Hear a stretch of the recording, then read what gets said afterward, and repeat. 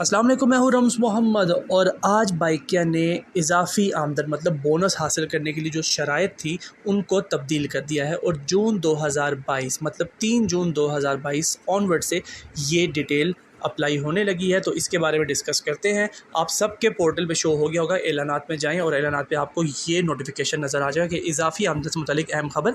अभी हम पहले इस खबर की बात करते हैं, इसको थोड़ा सा एक्सप्लेन करते हैं और उसके बाद जो इन्होंने लिखा है क्या ये जो नीचे लिखा हुआ है क्या वाकई सही लिखा हुआ या नहीं लिखा हुआ, इसके बारे में इसकी क्लोजिंग करते हैं। ठीक है, इजाफी आमदन कबूलियत 60%, तकमील 70%। इसको अगर शॉर्टकट में देखा जाए तो अब से पहले जो चीज़ चल रही थी वो चल रही थी एक्सेप्टेंस 40% और तकमील 60%, जिसमें अगर आप कहा जाए कि एक्सेप्टेंस 40 का मतलब होता है 100 राइड्स अगर आपके पास बचती हैं रिंगर के थ्रू तो उसमें से 40 पिक करनी है और उन 40 में से 60% मतलब तकरीबन 28 या 25 राइड जो है वो आपने करनी होती थी। तो इस लिहाज से भी काम चलता था, लेकिन फिर भी लोगों के बोनसेस रहते थे क्योंकि बोनसेस में जो 2 से 3 टर्म्स पिछले 2-2.5 महीने में इन्होंने इम्प्रूव किया है सिस्टम को, जिसकी वजह से राइडर को काफ़ी नुकसान हो रहा है। वो नुकसान ठीक है, राइडर को इस दुनिया में आप दे दें, कोई प्रॉब्लम नहीं है, लेकिन कोई राइडर भी ख़ास तौर पे मैं तो माफ़ नहीं करूँगा। बेशक मेरा 2000 गया, 4000 गया, जितना भी गया मैं माफ़ नहीं करूँगा। जिस जहाँ में मुझसे पूछोगे मैं कहूँगा भाई मेरा बोनस गलत तरीके से खाया गया।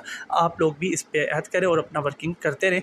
अल्लाह ताला देने वाला है, अल्लाह ताला राज़िक है और जिस तरीके से आपको रिस्क मिलेगा आपको आइडिया भी नहीं होगा।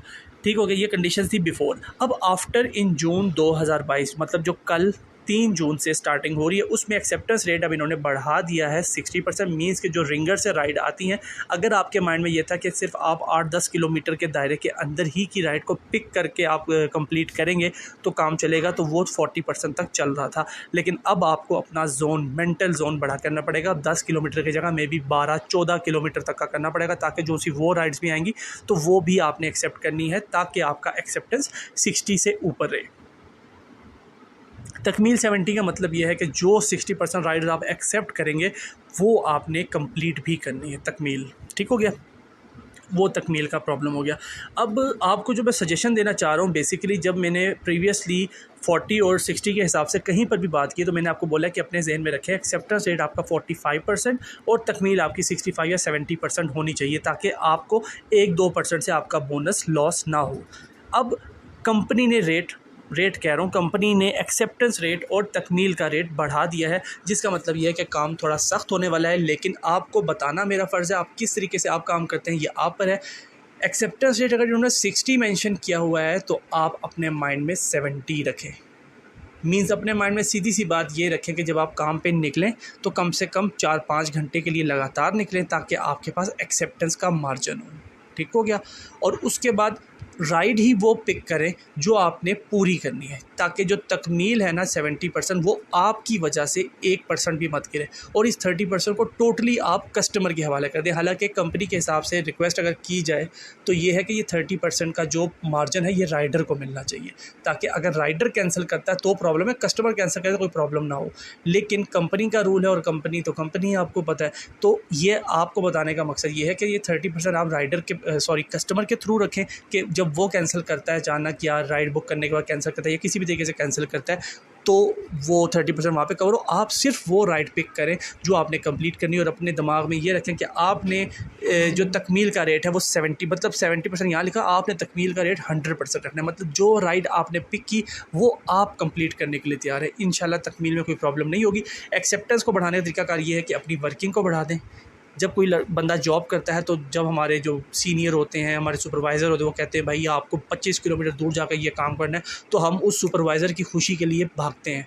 तो अब वो चीज़ होती है, सुपरवाइज़र भी आप अपने खुद ही हैं क्योंकि बाइकिया है ना, उन्होंने तो एप्लीकेशन बना दी और बात बता दी आपको कि आपने इस तरीके से काम करना है। अब आप अपने सुपरवाइज़र खुद हैं तो आपने अपने आप को मार्जिन देना है कि ठीक है 2-3-4 किलोमीटर की राइड तो गिफ्ट है ना, वो तो छोटे छोटे से गिफ्ट है, उनको तो पकड़ना ही पकड़ना है, लेकिन बीच में 12-15 किलोमीटर की राइड भी आएगी जो मुझे करनी है। ठीक होगी ये बात। आई होप कि आप लोग समझ रहे हैं कि मैं क्या कह रहा हूँ। तो पहले का मार्जिन और अब का मार्जिन डिफरेंट है। सबसे मेन बात, हेडिंग भी आ गया होगा, अहम बात, ये जो एक्सेप्टेंस है इसका ताल्लुक़ है किस चीज़ से? इसका ताल्लुक़ है रिंगर से, जो बेल बजती है। तो ख़ास तौर पे इस चीज़ का जो इफ़ेक्ट पड़ना है वो पड़ेगा ब्रॉन्ज़ कैटेगरी पे।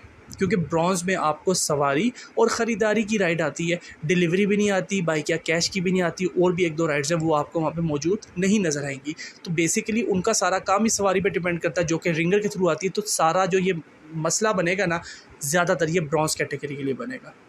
तो सबसे बेहतर ऑप्शन ये है जो बाइकिया वालों को अक्सर मैं देता हूँ, प्रीवियसली वीडियोज़ में भी दिया, कि ब्रॉन्ज़ कैटेगरी वाले बाइकिया की डॉक्यूमेंटेशन वेरिफिकेशन करवा लें।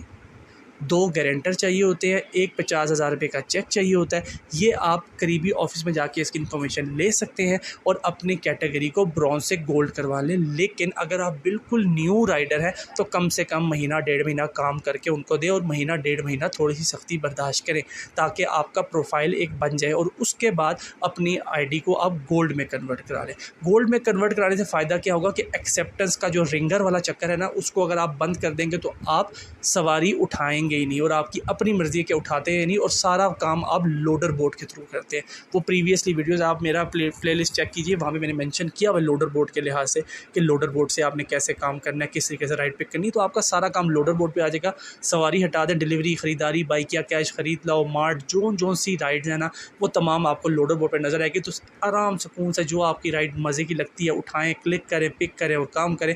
एक्सेप्टेंस का ताल्लुक ही नहीं, लेकिन राइड ही वो पिक करें जो आपने कंप्लीट करनी है। ये नहीं कि कंप्लीट करके फिर कस्टमर से बहस करनी है। तो इसका सबसे बेहतरीन हल बता दिया मैंने कि इफेक्ट किस पे हो रहा है, ब्रॉन्ज कैटेगरी पे हो रहा है, और सबसे बेहतरीन हल क्या है मैंने वो भी बता दिया।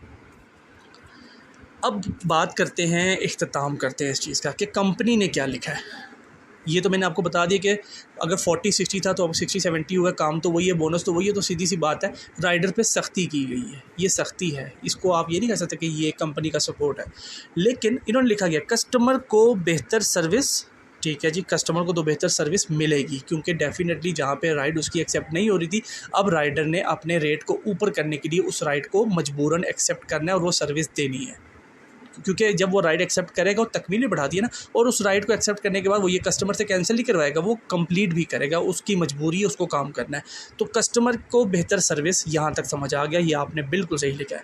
और ड्राइवर पार्टनर्स को ज़्यादा सवारियाँ और आमदनी फराहम करने के लिए, जो दूसरी लाइन है ना कंपनी की, ये गलत है। डेफिनेटली अगर आप राइडर से ज़बरदस्ती काम करवाएंगे, मीन्स आप रेट ऊपर करिए, ज़बरदस्ती काम ही है ना, आप अगर रेट ऊपर करेंगे, एक्सेप्टेंस रेट, और सख्ती करेंगे कि आप अगर ये नहीं करेंगे तो आपको बोनस नहीं मिलेगा, तो डेफिनेटली ये आप राइडर को ज़्यादा सवारियाँ नहीं, आप राइडर से ज़्यादा सवारियाँ करवा रहे हैं और उनको आमदनी फराहम। तो डेफिनेटली अगर राइडर को ज़बरदस्ती आप भेजेंगे तो पैसे तो देंगे ना।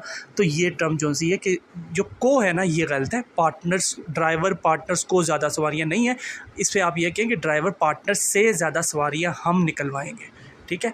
आमदनी फराहम डेफिनेटली करिए। बाइकिया ने इजाफी आमदन के मेयार में तब्दीली की है। इजाफी आमदन हासिल करने के लिए कबूलियत 60% जो बता चुका हूँ, और तकमील 70% ये भी बता चुका हूँ। तब्दीली जुम्मा 3 जून 2022 से लागू होगी। तो उम्मीद करता हूँ कि मैं आपको एक्सप्लेन कर चुका हूँ कि इस तब्दीली का ज़्यादा असर किस कैटेगरी पे हो रहा है, वो कैटेगरी वाले इस तब्दीली के असर से बचने के लिए क्या कर सकते हैं, और एग्जैक्टली ये मूव लिया क्यों गया है। तमाम चीज़ें एक्सप्लेन कर चुका हूँ। उम्मीद करता हूँ कि आपको समझ आ गई होंगी। अपना बहुत ज़्यादा ख्याल रखिएगा। जज़ाकल्लाह, अल्लाह हाफ़िज़।